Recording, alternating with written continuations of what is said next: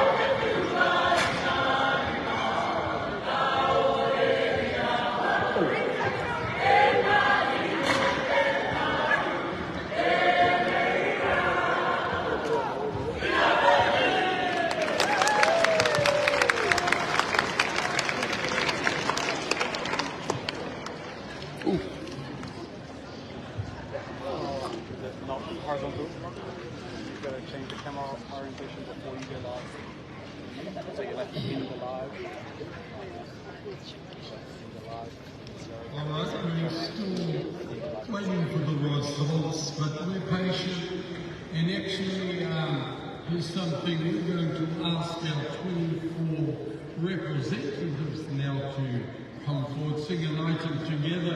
This is the first time they've come together because they've been rehearsing for 6 months in secret. So now they can perform together. WHAKAWÂTEA.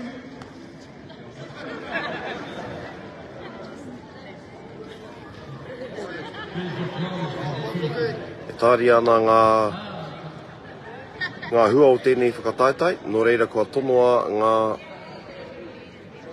kai tātaki o ia kapa, e Uncle Trevor, ki te tū, me te whakangahau atu ki te iwi.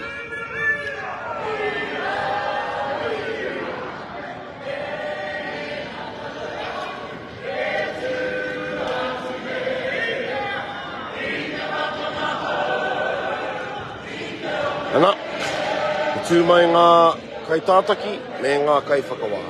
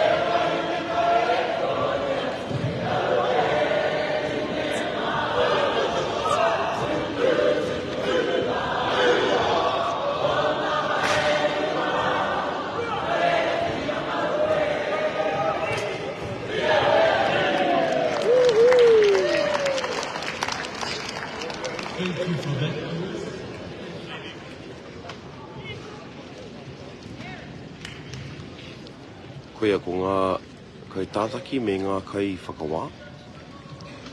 E tū ngā tahi ana. Ia tātou e tatari ana ki ngā hua o tēnei rā. Thank you, ladies and gentlemen. We've got a bit more time. At lunchtime we made an announcement of a wonderful, beautiful achievement Te MŌTEATEA has been awarded, and Mercy will now present to Rosalie Ryder, who is in our Te MŌTEATEA office in Wellington, and they're moving to a new office soon, and this will be in pride and place. Now what it is the IFEA award, that is International Festival and Events Association. And last week I went up to Pattaya in Thailand, where the conference was being held, and presented Te MŌTEATEA's background and presentation on it. And our bid went in there, and on the awards night, Te MŌTEATEA was chosen as the best festival in Asia and Pacific in the last recent years. I think it's a wonderful achievement. Thank you, Lucia. Pass that to Rosalie.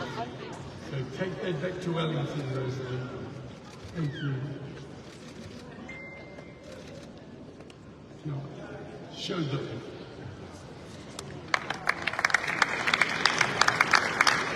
Kone te tohu ko kua whakawhiwhia ki te matatini. Kei te tatari tonu tātou ki ngā results. Okay. Must be a tight comp.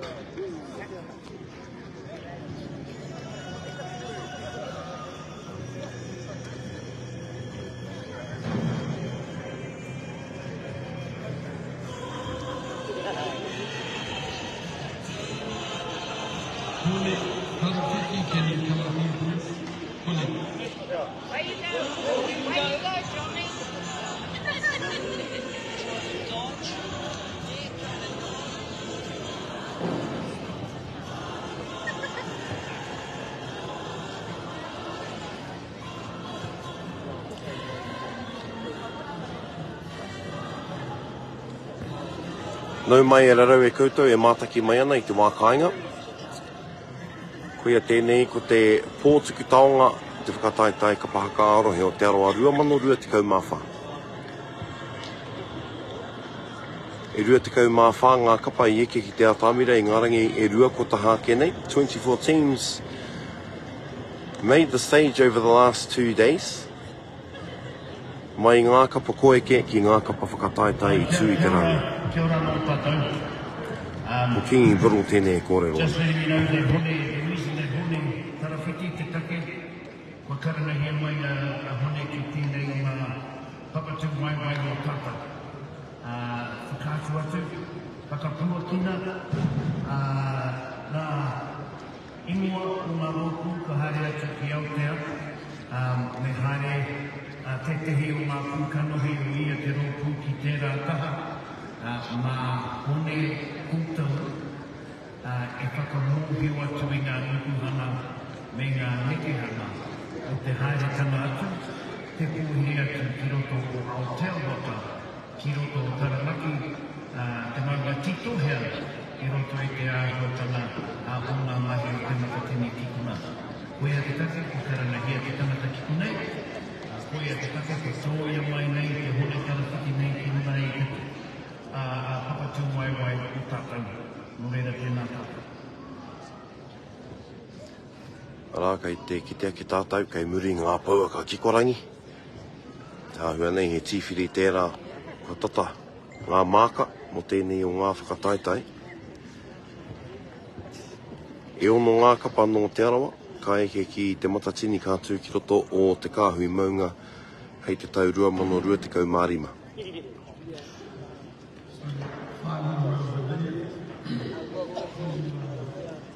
All your papers are ready to be collected afterwards here for the 24 groups that participate. Ko rite ngā pepa, engari anō ngā māka. Your papers are available.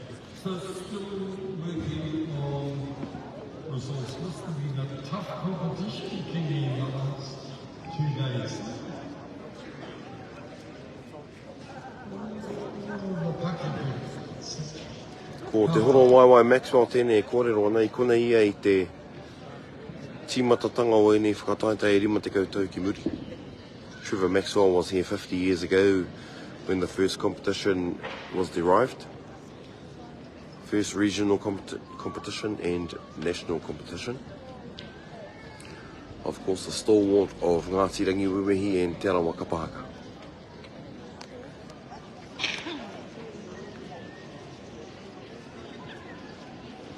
Nā, kei te tatari tonu ngā kai tātaki nei ki ngā piro.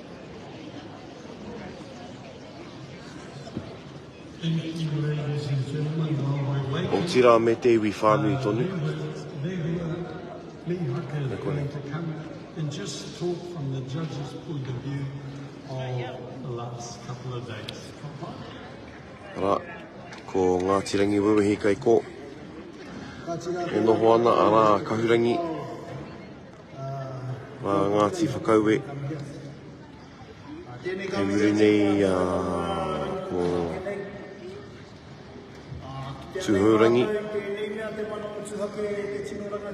Kei te kokonga rā ko te Hikuwai. Me tētahi atu kapa. A koe nei o tātai huanga o tūwharetoa. Koe no ko te kai kōrero nei ko Rehua Mihaka. Tētahi o ngā matatoki I tēnei tau. E nui ngā kōrero wākoutou ki a mātou. E mea tuana. Ai a mātou ngā mahikau ngā hono te rangi. Hioi anō, kāku nei e whakahea nei te rā kōrero. I te mea ko mātou ngā kai whakawā. I tai mai, o ngā rangi e rua noiho. I nā te nui o te wā, I whakapau e koutou. Ngā kaha, ki o koutou whakaharata. Ki o koutou wāhi prakati. I heke mai te wera wera. I wharo mai ngā rewa. I mamai a tarina. I ngā pōheke au koutou kai ako. I ngā reo papatahi o ikahi o koutou. Engari ngā rangi potaha kene. I putareka mai. Te reo WAIATA.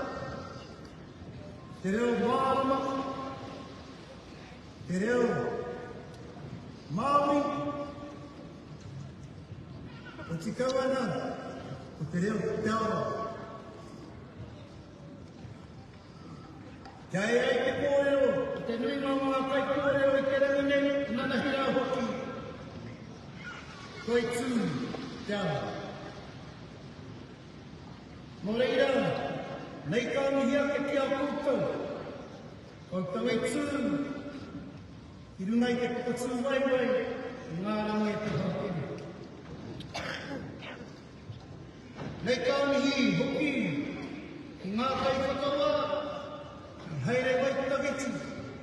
Te tai mai ki te whakawā, ki a mātau te ara. Wei tahi, no te tariwhakerau, wei tahi, no mātātua, wei tahi no tairani, Ioi anō ko e mahara, e te arawa. E nui ngā arapanana, o te arawa, I wera watakata. E te mea no hoki, o mātou te whiwhia. O e rā kai whakawai kai mai. Kia ora. Te hāpai ake I te koutukai. Anā, te kapahaka o te arawa. I ngā rangi putaha kene. Nō reira, ngā hui katoa o karangahia. Te hui o karangahia e te tini. Kia ora. E tikana me pēra, e mātahia I te inimaa. Ioi anō, ko e wale, ko e nei mungo hui. E whakakoatahia I a kāka. Ko e nei hui, ka kapia nei, tō tātou mana motu haki. tō tātou ranga tiratanga. Kāre e hui tuatu wei nei. Te mea, te mahotahi, a te tuatana me te kaina. I raro i te whakaara kotahi. Kāre e tuatu wei. O reira, ka pupuri tonu a tāra. Wa tāwa kōrero me tātou hahu. Ngā kupu. Wa tātou koroa. Aia te kōkiha. Ngāna te ki. Tā te wānanga, te maioha. Tā te pūkenga, he māramatanga. Tā te tapere, he manapo. Tā te tūtaua, he tiaki. Tā te aroa, he whai. Ka tūtuki ai te kōrero, te ngāra ka hākua. O reira, te aroa, mai Ngāti Whakaue, te motukata, e nei ka mihi ati kāpate. E hara tēnei te kukumenoa i ngā kōrero, e te whakapau wāna i tō, te tai mai ngā piro. O reira,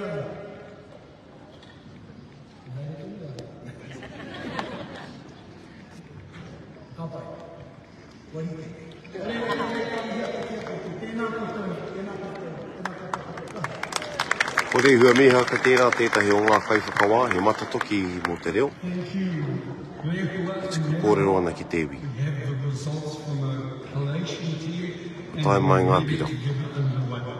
So that you will be aware how the format will happen. I will give announcements. I will call up the various sections of the trade team whānau who will come forward. The middle there, the trophy will be placed and they will present it to the first place getters after I've announced announcement only third, second, and the winners come up to take the trophy and take a photograph and put cheers and plates, and then we move on to the next section. We will go in the non-aggregate section first, then we will go to the special awards. You've all got your programs there. Then we go into the aggregate, that section, and also the overall aggregate winners will be announced after the 6th, who are going to Rangi to New Plymouth in February next year. Will be the 6th will be announced after Kingi gives a karakia for us. Nice of you. Rongomai. Are you ready to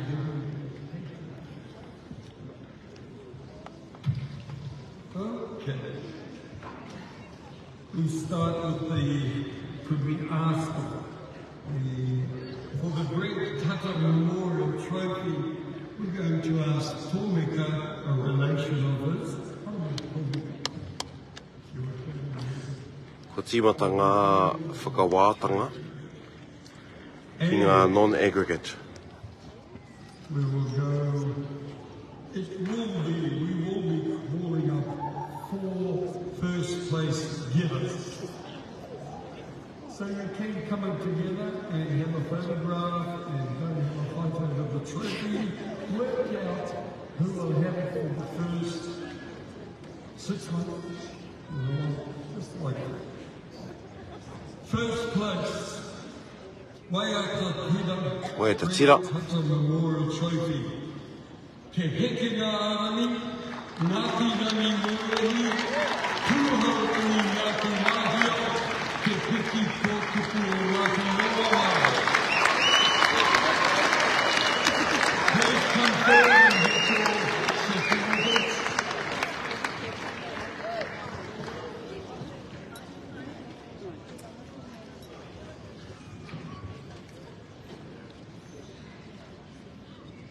Third place and second place certificates for the other ones will come out in the moment from your box. Thank you, Tōmeka.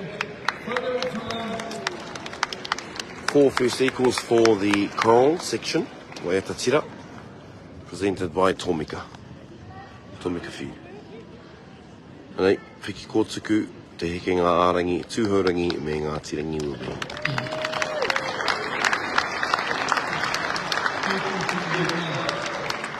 Kare tētahi te piringi ki te torofe.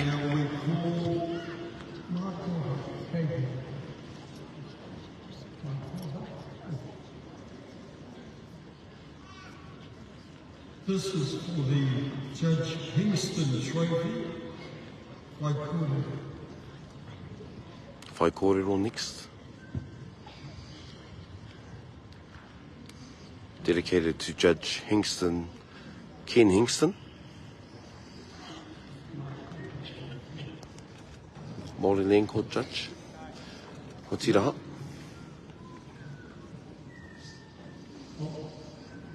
Thank you, Jeff, Chairman of Ma Jeff Rolston e tupu. I will call out third place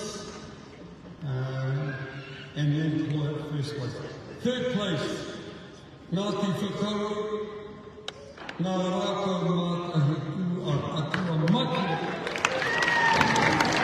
Tua toru ko Ngāti Whakaue me ngā rākau mātahi pū ātua matua.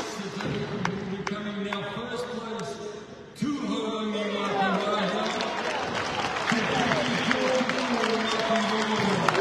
Tua tahi ko Tūhourangi Ngāti Wāhiao me te Pikikōtuku o Ngāti Rongomai. Rā ko taha ngāwari, raiwa ko tukitarangi era.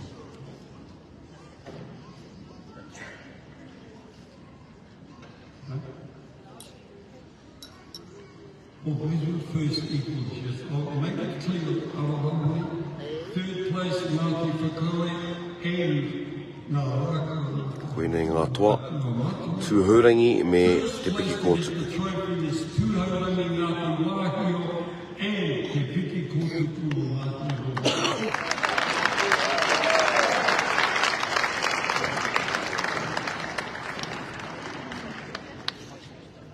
Moving along to the Aukaha trophy, we ask final thing, the MŌTEATEA trophy. Please. Te wahanga tēnei o te kākahu. This is the non-aggregate section, ladies and gentlemen. Ka rere ki te kaitātaki tanga. These are 1, 2, 3, 4 equals, and then we'll pull up first place.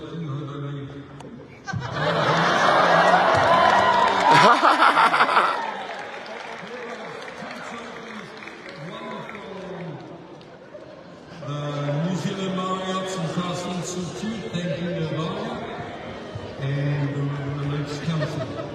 Here we go, Kaitataki Tāne, third place, Ngāti Whakaue, Te Hekenga Ā-RINGA, Ngāti Rangiwewehi, Ngāti Arawa.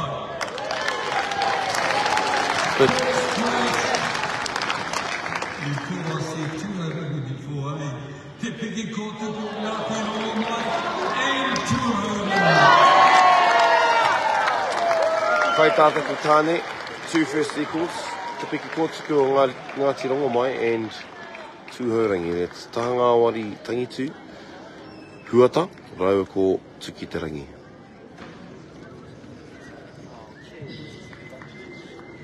In Te Arawa, you can only win it once. Nō reire Hekenga nui tēnei.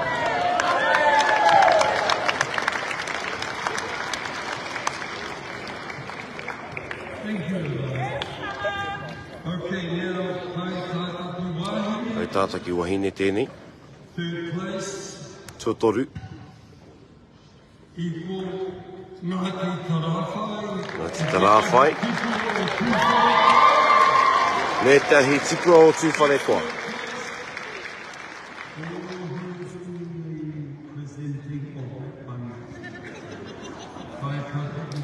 O pua o whaiwhau te ahane. Where's on the your copy? You left me Ai anei, kupua o whauwhau tēnei.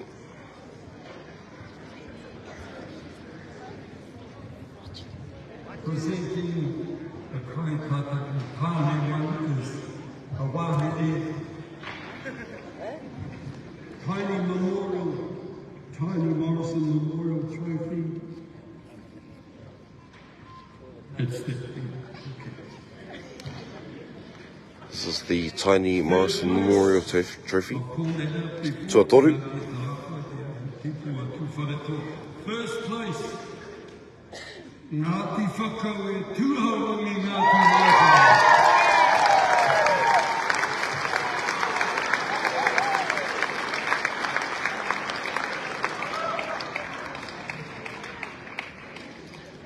Tuatahi ko Tūhourangi, me Ngāti Whakaue.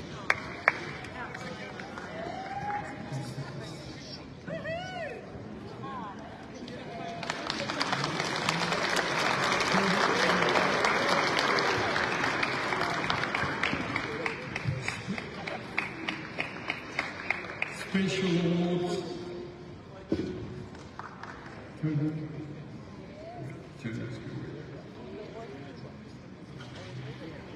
Ko kataranga hāmi ora tērā, tino rawai tana tū, tua toru.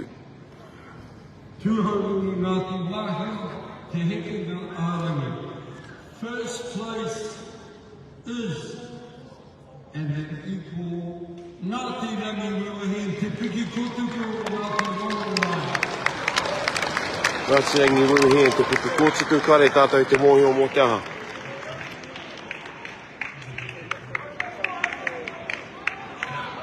Mō te aha!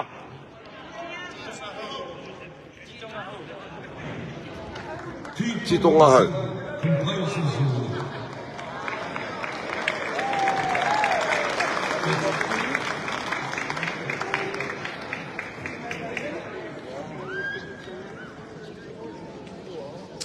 Ko Ngāti Rangiwewehi me Te Pikikōtuku.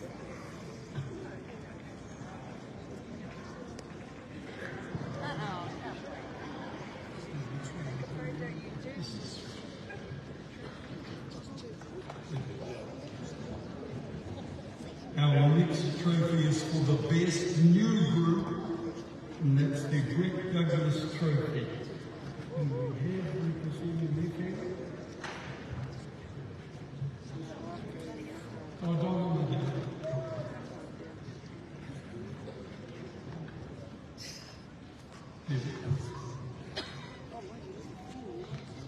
The best new group e te whānau.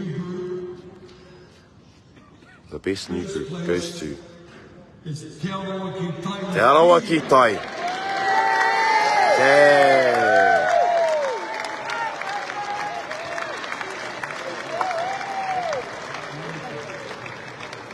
Ka pai Te Arawa ki tai.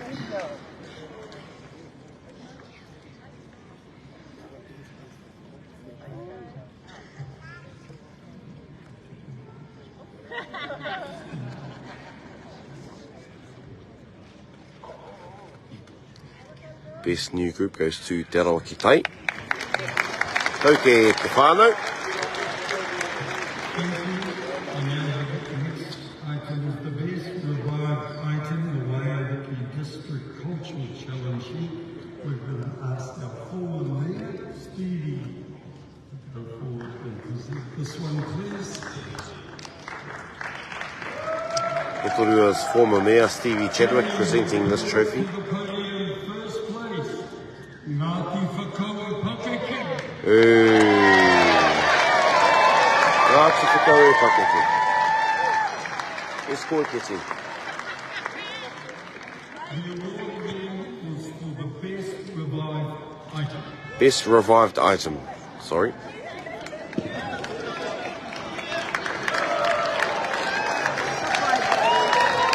Auntie Pare Hakaraya collecting the certificate and taonga on behalf of Ngāti Whakaue Pakeke.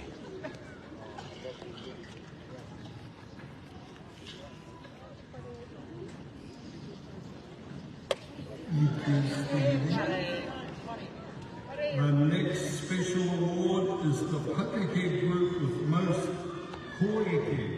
70 years plus. The Ngāti Whakaue Trophy, John Tuli. The best pakeke group with the most koeke, 70 plus, presented by John Turi.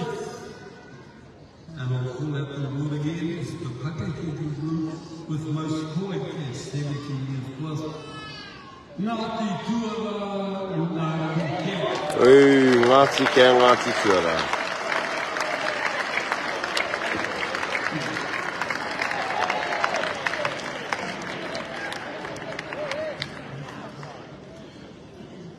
Beautiful.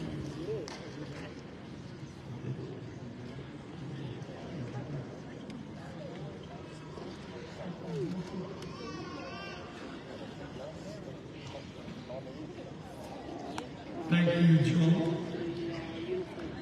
The next one is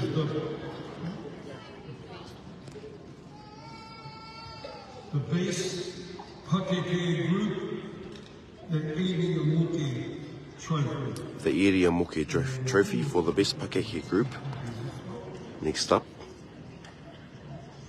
we had 11 pakeke kapa take part in this competition this year. Of course, propping up the quota for Te Arawa to 6. Thank you. Best pakeke group, Area Moke Trophy. First place, Ngāti Rangiwewehi pakeke. First place goes to Ngāti Rangiwewehi pakeke. Then we have Donna Mariana Grant and Ngarue collecting the certificate and taonga.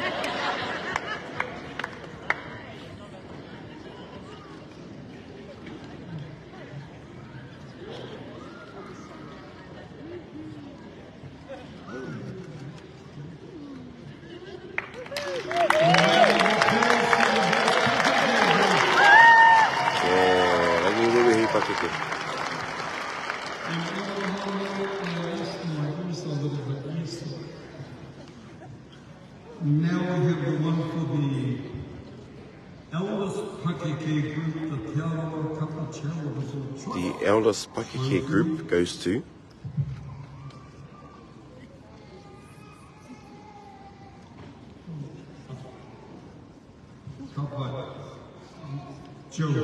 this is Joe Harawi representing this taonga.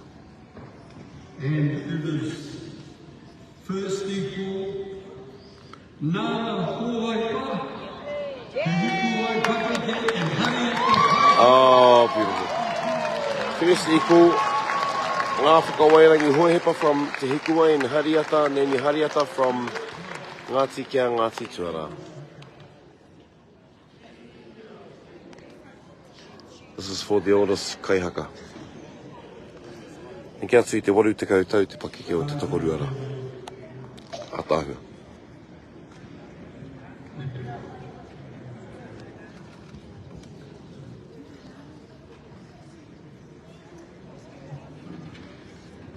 That was the oldest pakeke trophies and Nana Hohepa and Hariata Whaiata.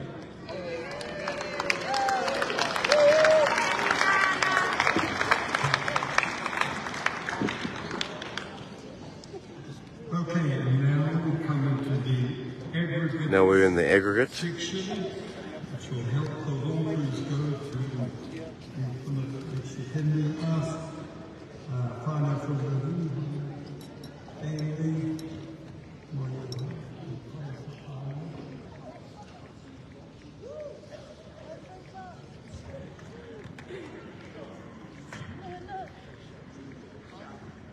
in third place, we have 3 equals.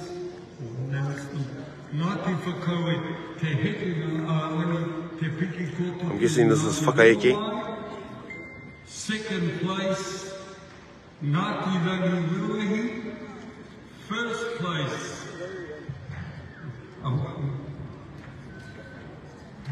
This is for the WHAKAEKE Dewi. up here.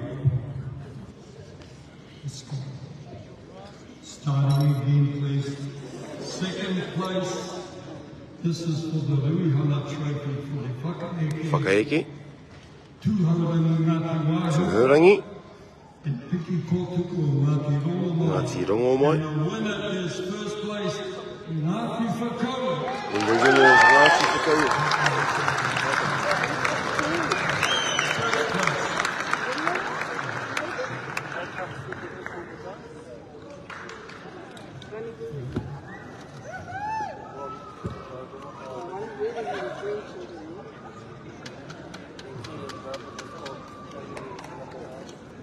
It's the WHAKAEKE, ladies and gentlemen. It's the first aggregate item. Goes to Ngāti Whakaue. Second equal to Tūhourangi and Ngāti Rongomai. Oh, Tūhourangi pia. Now we move to the MŌTEATEA, Te Rangi Tauira Trophy. Kia ora homa I te iwi āhua. Ko tatu te putanga mai o enei hua hoiana. So we have four first equals for MŌTEATEA. Hekenga Rangi, Ngāti Whakaue, Te Hikuwai, Te Pikikōtuku o Ngāti Rongomai.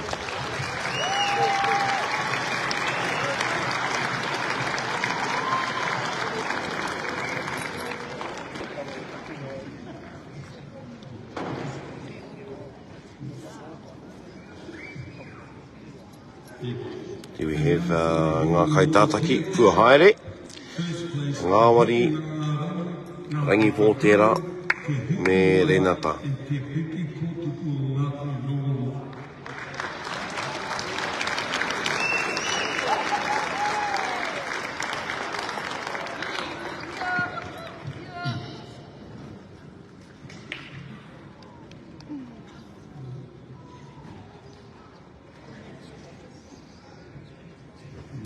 WAIATA Ā-RINGA pia.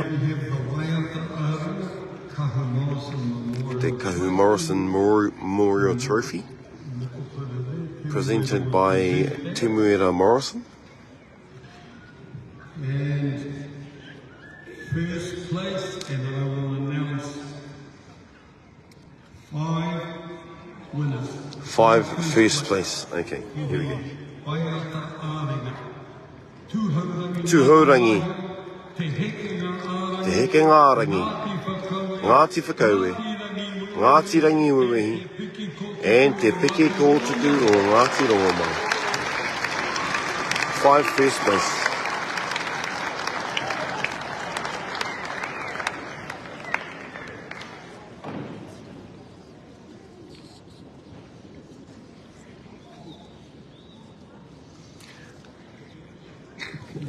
It's 5 first place for WAIATA Ā-RINGA, ladies and gentlemen. Nei a Darcy Flevel no Te Hekenga Ā-Rangi. Ko Renata Curtis tērā no Te Pikikōtuku o Ngāti Rongomai me Kataraina Hamiora no Tūhourangi.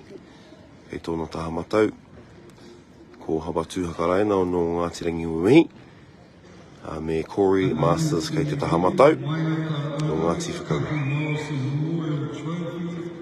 First places were Tūhourangi, Ngāti Whakaue, Te Hekenga Ā-RINGA, Ngāti Whakaue, Ngāti Rangiwewehi, and Te Pikikōtuku o Ngāti Rongomai.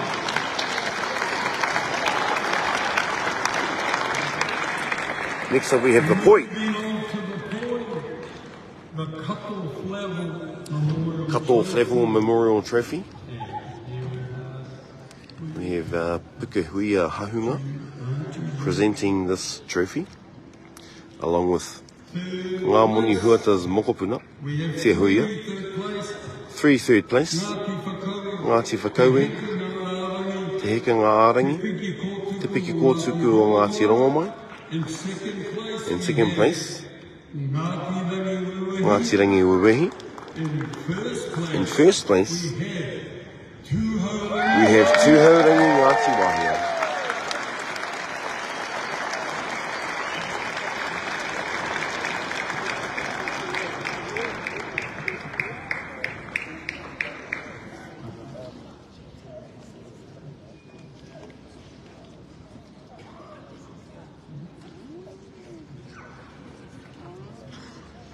It's for the poi. Again for the poi. Third place was 3 equals Ngāti Whakaue, Te Hekenga, Rangi, Te Pikikōtuku, Ngāti Rongomai. Second place was Ngāti Rangiwewehi. And fourth place, Tūhourangi, Ngāti WAIATA. Next up we have the haka.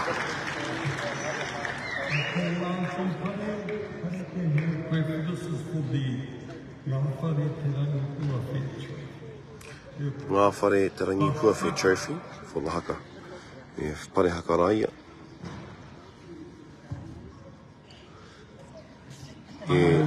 Maika anohoki. 5 first place. The haka first places are Ngāti Whakaue, Ngāti Whakaue, Te Hekenga Ā-RINGA, Te Hikuwai, Tūhourangi Ngāti Wāhiao, Te Pikikōtuku o Ngāti Rongomai.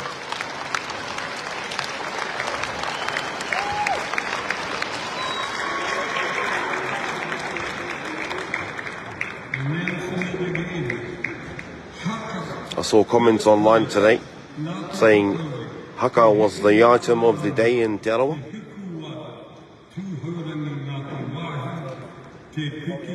Arā ko taha ngāwari tangi tūrau ko area whauwhau era e whiawhiana. Arā ko te pāpā ko tuki te rangi kei te taha maui. Tāsi whlevo e mihi atu ana ki a pare haka rāia.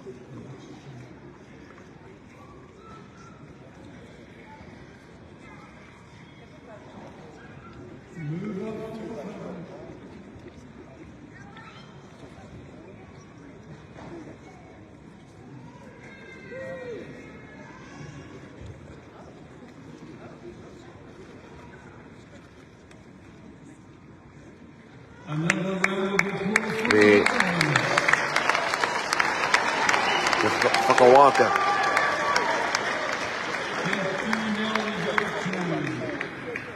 WHAKAWāTEA.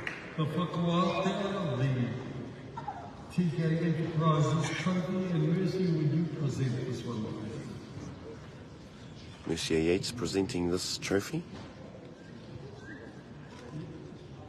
The WHAKAWāTEA, we have 3 first place equals. They are 3 first equals. Te Hekenga, Te Hekenga Ā-RINGA, Ngāti Whakaue, Ngāti Whakaue, Ngāti Rangiwewehi.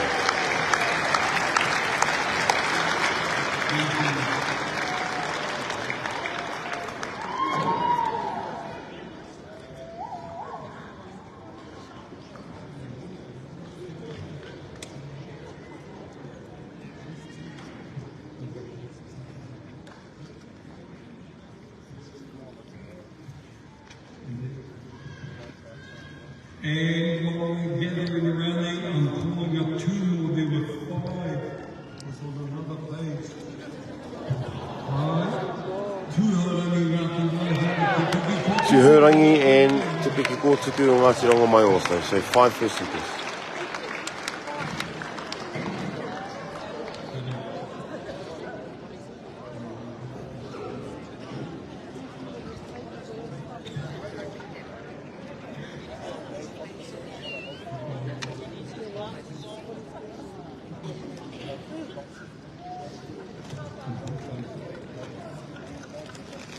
And then ngā kaitātaki e rarangi mai ana.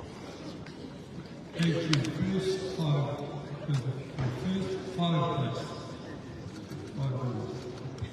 And they were again, Te Hekenga Rangi, Ngāti Whakaue, Ngāti Rangiwewehi, Tūhourangi Ngāti Wāhiao, and Te Pikikōtuku Ngāti Rongomai. Thank you very much. And now we come to the final of the aggregate. Final of the aggregate items is Te Reo. Rawiri Rangitauira Memorial Trophy. We have Parekura Rangitauira presenting this trophy.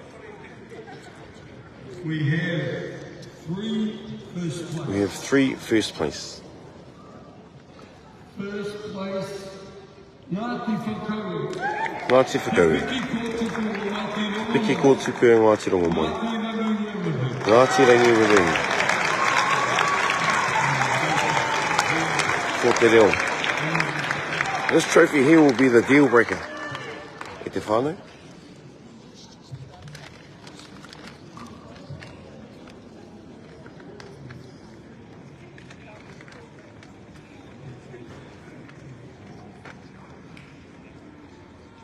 Here we have is Murray Bidwa, Te Ngāwari Wright and Tukitarangi Curtis. From Pikikōtuku, Ngāti Rangiwewehi and Ngāti Whakaue.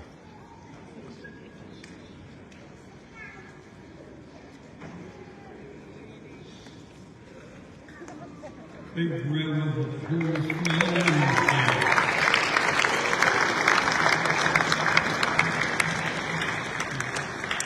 And how about another round of applause for all the place getters in it so far.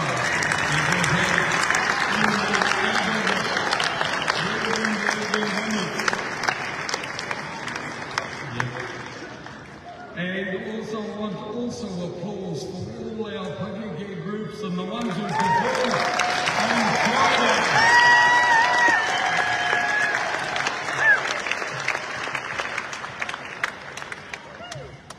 Okay, and before I go to announce the 6 groups who are going to be fluent, I'm going to call Kini up to do our karakia now in them.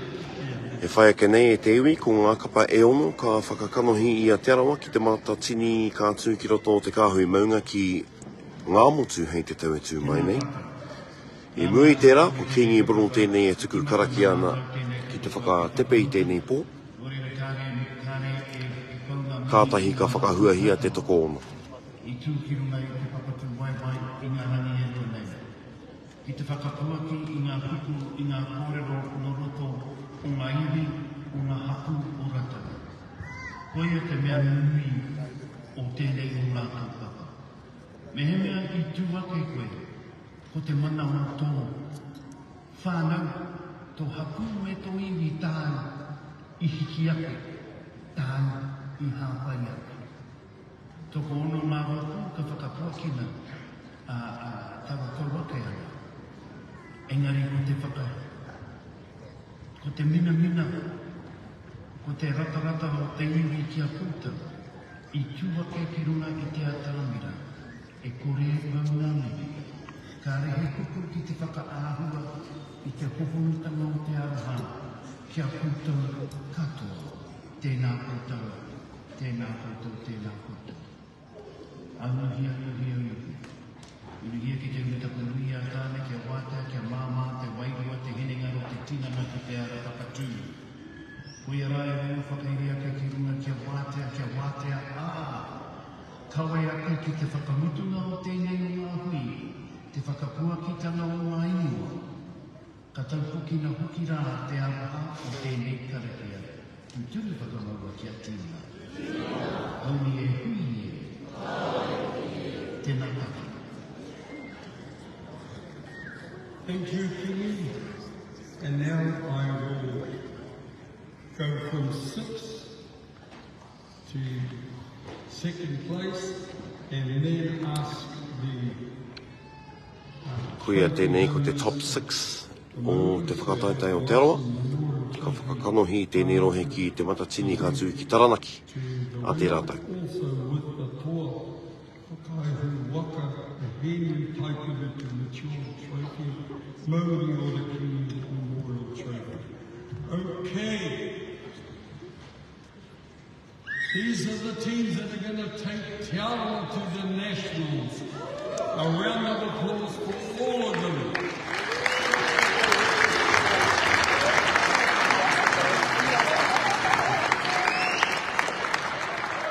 And I'm going to call it out one by one so you can give them a loud applause that they deserve. 6th place, Te Hikuwai.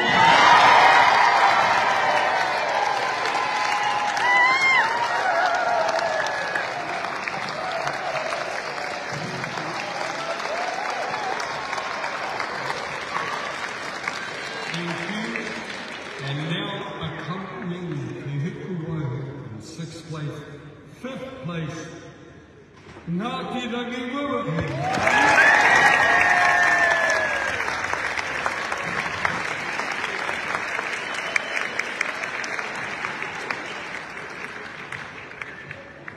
Fourth place, Te Hekenga Ā-RINGA.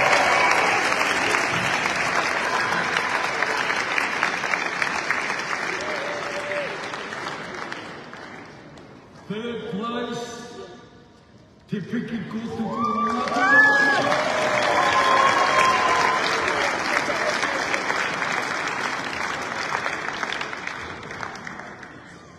Second place, Tūhourangi Ngāti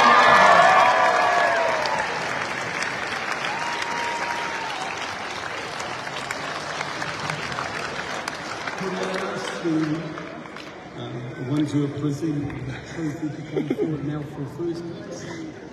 That is for the Sir Howard Morrison Memorial Trophy, the Moni, and the Henry Whakareke Children Trophy.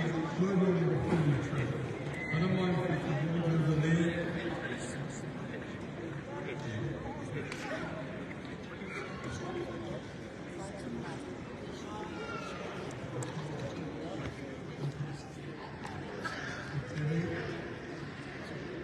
Ladies and gentlemen, please be upstanding, and I will announce our overall aggregate winner, who will take us also into New Zealand. A big hand for Ngāti Whakaue!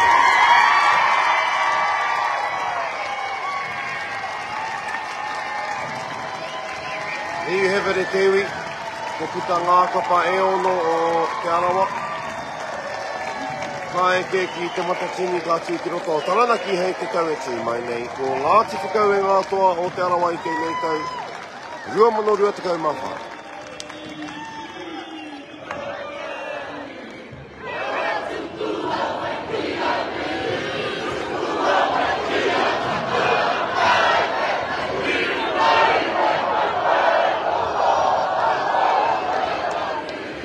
Roa tērā.